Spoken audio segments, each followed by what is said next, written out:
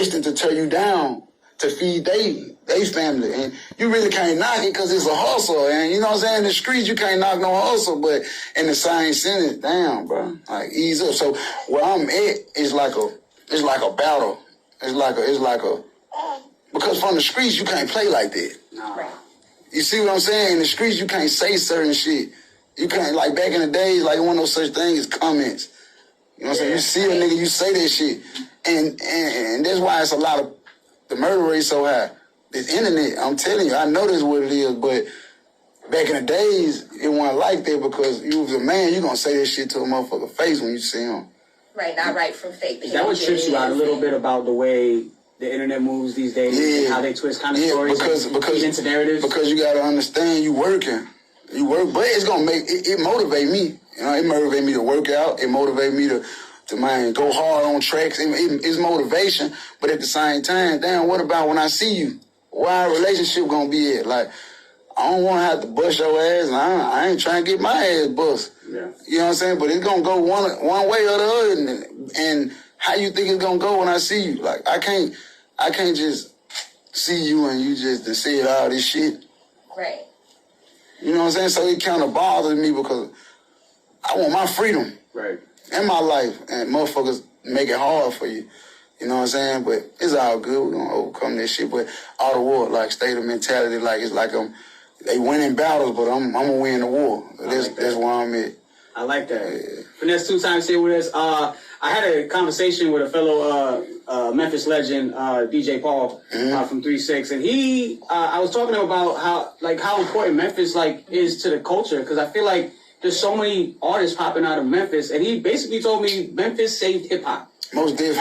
After scoring that the Oscar that they got for the Hustle and Flow movie. Yeah, I can say that. Like, Memphis got a whole different sound and everything. Like, and a lot of our artists, most of our artists is genuine. They genuinely liked it. Like, not in a gangster way, again, like, they are who they are. Like, they ain't hiding, they ain't, you know, you got artists who make facades and they put a script together for their life, and, you know what I'm saying? Memphis ain't like that.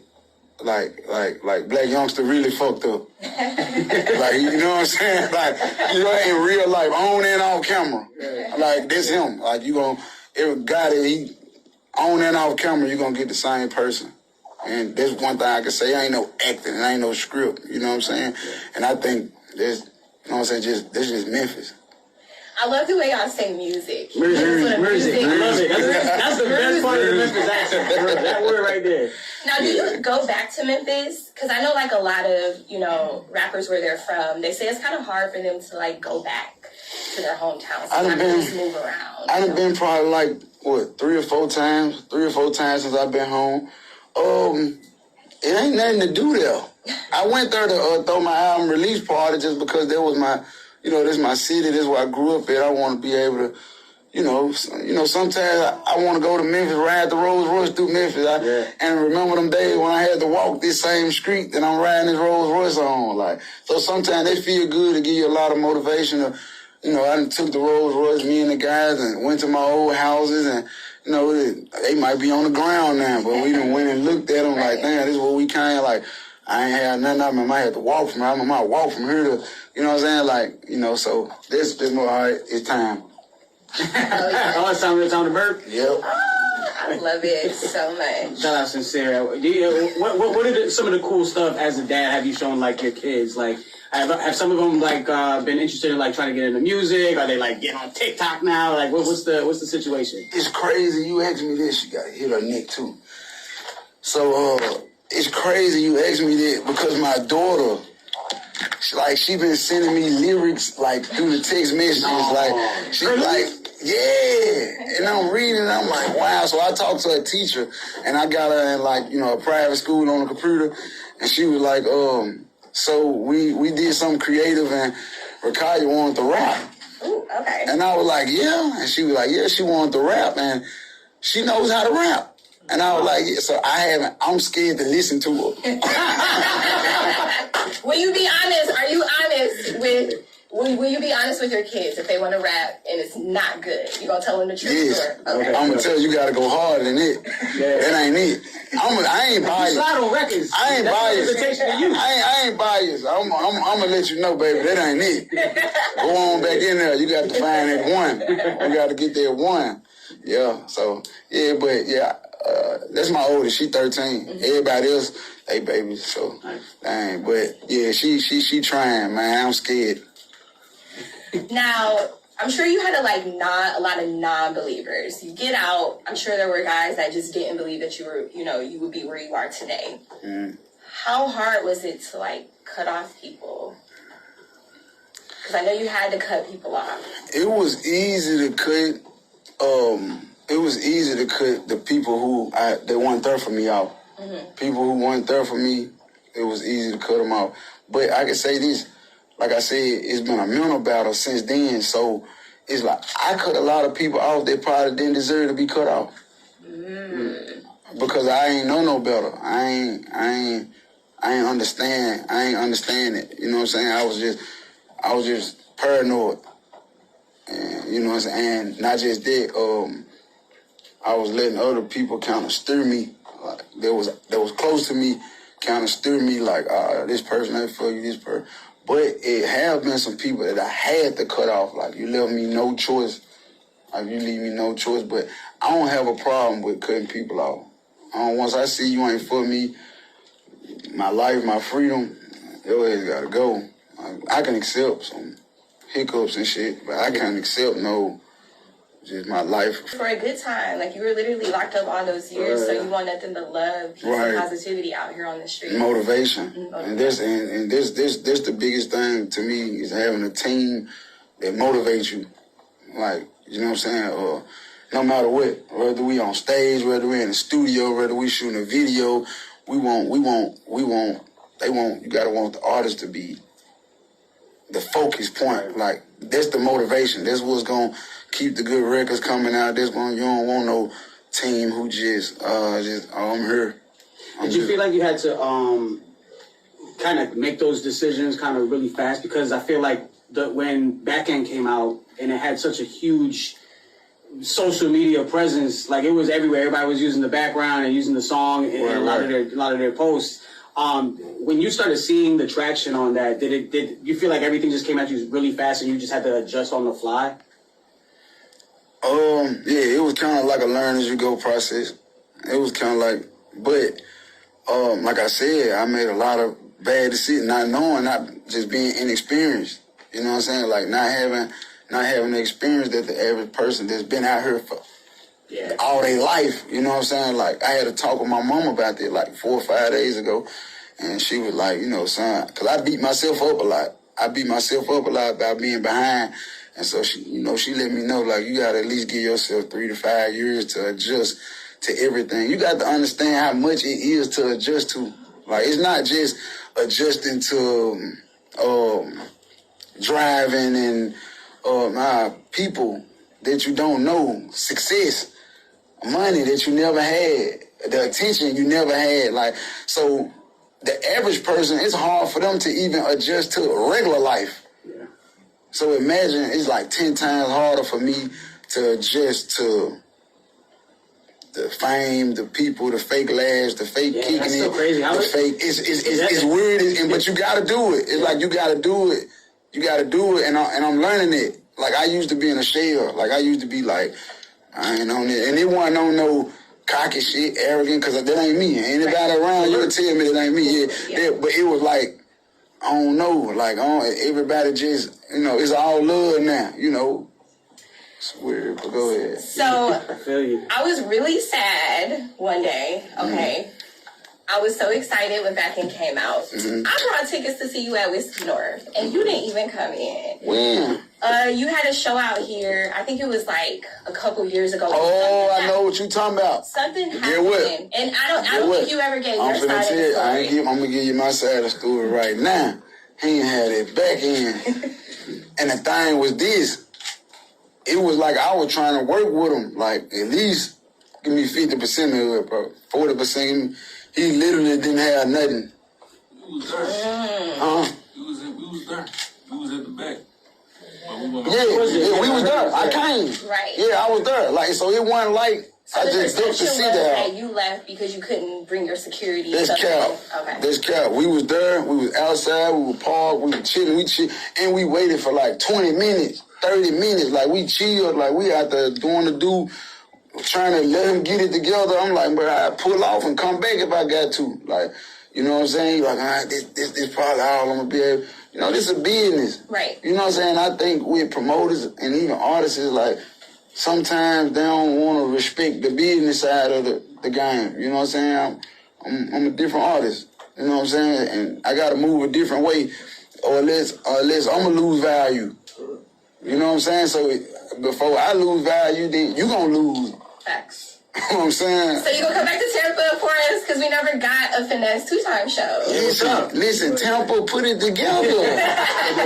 Man, come together. Let's do it. We can make it happen. The demand definitely there. That thing was sold out. And we was hot. We was hot. But I'm glad that you gave your side of the story. Yeah, it ain't no problem like that. Just let's handle that business. One thing I noticed about Tampa too is they love Memphis music. Yes. It's like Memphis, Louisiana, and Tampa music. Yeah. Florida music. Yeah. But Memphis music, bro, I remember when Overdose came out, and it was like that same week it came out. C Nasty plays it in the club. Everybody, like, bruh, like, how do you feel like whenever you come to Florida or Tampa in specific? Like, what's that energy like? I'm gonna tell you, I'm gonna be honest, right? I be so caught up in trying to learn myself that I don't even be knowing what be going on for real. Yeah. I pulled up at a Wendy's like last time I was down here about 3 weeks ago, and they went crazy. I thought I was going unnoticed. Like, oh no, you drink out here, though. I ain't know that. I ain't know that. Like, I swear to God, I ain't know that. So I pull up to the Wendy's, everybody then coming out the window. I'm like, oh shit! I should have sent somebody up here. I thought I was low key, but I liked it. Then 2 nights ago, I walked in just a random Walgreens. This one, like, black people, like, this was, a mixed crowd, like, diverse people, like, they played the back end over the loudspeaker. In the Walgreens, bro. In the Walgreens. That's my brother. I ain't lying. I'm like, bro, they playing back end. I'm like, wow. Like, I'm like, Tampa show love. Now, that's your, like, people always have a crazy story about Florida, and that's kind of like your one Florida man thing right there. They play back end at a Walgreens. In a Walgreens. Like, I was like, wow, we in Walgreens. They getting it. Okay, I feel it. Now, is there anybody, like, famous period, not just an artist, who reached out to you and said they really liked your music that you were shocked by? Like, you got that DM and you're like, whoa, I had no idea this person was, like, really paying attention. Master P. Word. Okay. Wow, it's legend. Master P, yeah, man. You getting a rap snack after that? I don't know yet, Wayne. What would be your flavor if you can get the rap snack? My flavor. I don't know. I have to say. You got the noodles. I had to say, like some spicy honey or something. All right, I don't think they've done something like that. No, I didn't have spicy honey. I had to say spicy. Don't take my idea, Pete. TM right now. Come to the table. Let's go. But yeah, spicy honey. But we need to. Yeah, I'm glad you said that. You need to have that conversation. Yeah, I need them noodles too. Open. Yeah, them noodles too. The noodles, hell yeah. Oh yeah, the noodles, the Boosie noodles are good. Yo, we love the masterpiece, like the rap snacks. Yep. We request them here at the vending machine. Oh yeah. Bring them now. Yeah, some of them I'm not gonna say no names, and some people they need to go back to the drawing board. Yeah, and there I is really one. like Rick Ross's flavor. His is good, the one that he has. Okay, I ain't tried nobody but bags, money bag yos, and little babies. The little baby one's Little not bad. good, yeah.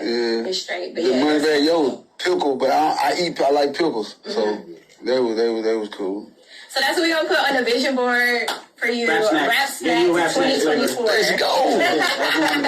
Let's get the rap snacks. So what brings you to Tampa? I mean, you coming to Gasparilla? You hanging out for the weekend? What's going on? I just kind of with my baby. Oh, I love it. I ain't even come for no. All right, listen. Some come up now. They got the back end now. They got the back end. I'm popping out. They got the back end in Tampa. I'm coming outside, but I'm kicking it with the baby. Getting a little peace of mind, and you know what I'm saying. That's dope. And shout out to my man Chris Streets here. Like, most definitely, Chris Street hooked it up. Great guy. Yes, sir. Got some great music. Yes, sir. So yeah, We locked in. Definitely tap in with it for sure. Maybe either we try to get some. Yeah, we gotta get We try to get them to Gasparilla is a somewhere. big weekend. We even have the Royal Rumble, so it's like WWE. So what is it?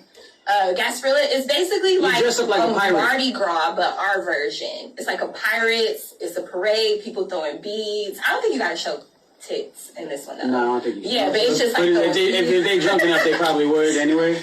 yeah. I've seen it happen. Yeah, so it's kind of like our version of Mardi Gras, but with pirates. Well, y'all make sure y'all let Tampa know I'm out here and I'm trying to pop out, show me what outside is. Oh, man. You know what I'm saying? And we're going to make it happen. Since we ain't made it happen, we can make it happen. We right here. We can, you know what I'm saying? Get some good barbecue out here. We got good Cubans out here. Oh yeah. Yeah. Authentic too, because like the Cubans were created in Ybor City, so Okay. yeah, they're known for like their Cuban sandwiches.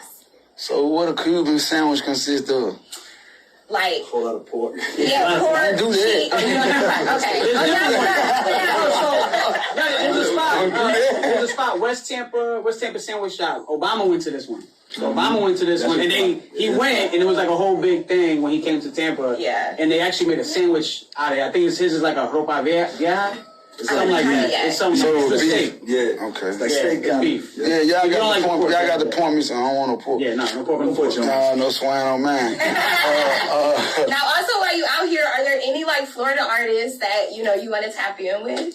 Shit, I done had a few tap into my people. We got something working. We trying to put something together now. But whoever willing to work, I'm here. Like tap in, let's go. Right now. Yeah, like whoever want to work, I'm with it. And I'm originally from Detroit, so I love that T Grizzly. Yeah, we did that. I was mentally thinking about if Detroit go to the Super Bowl, what song I was gonna put behind the reel, and I'm like, I gotta put that T Grizzly finesse 2 times, like, because girls we think about stuff like that, Right. You know, just in advance. I know, but I'm just happy for the Lions. But if they do go, I'm gonna put that song. Are you a big sports guy? No. You're not a big sports guy? Yeah. I was about to say what you got for the Super Bowl, but